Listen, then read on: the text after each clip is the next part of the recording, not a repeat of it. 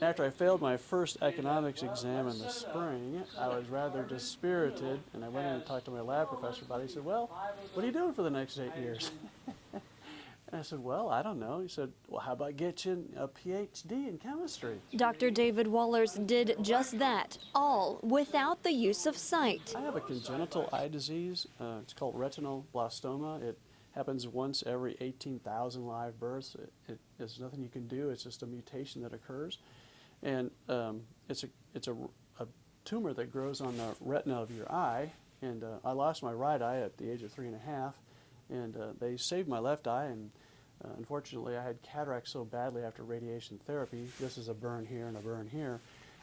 They did cataract surgery when I was 7, and it formed a blood clot on the retina and optic nerve at that time, and they didn't know how to dissolve it, and so it atrophied over a year time. I lost all my vision. And now Wohlers is in his 33rd year of teaching at Truman State University. He says a lot has changed since he was a student. My professors and I at the time said technology will catch up, and it did. I went through, and my lab experiences using what I call the director technician approach, and so I would, I'd learn how to, I'd read up on the lab, and I'd know what was going on, and then I'd bring an assistant along, and then I would know what the glassware was all about, and the instruments, and how to understand the output, and I would put the interpretation on it. And so once in a while I could get some help with the technicians telling me it's this color or that color. Dr. Wohlers also pushed for inclusion in the workplace, and especially in the STEM field. I started beating this drum in 1980 about attitudes being the principal barriers to people who are blind being in the sciences.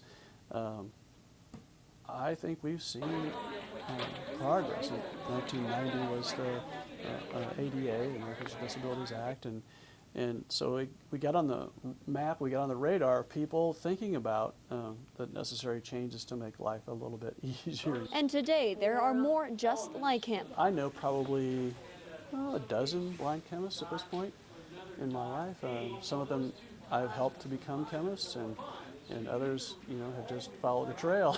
Being a blind chemist just means having to take a different approach sometimes, like with how to tell time. With an adapted watch, I can pop the top and feel the dots on the face of the watch, and know what time it is. Wohlers' time at Truman is almost over.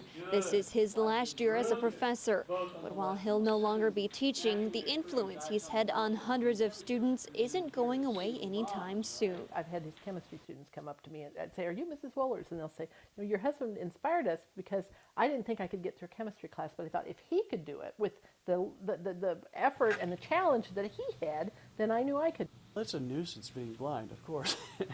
And attitude is really the principal barrier in many things. There are ways to accomplish any task if you make the right kinds of adaptations or adjustments. You can do just about anything. Now, in chapter 11, we're going to encounter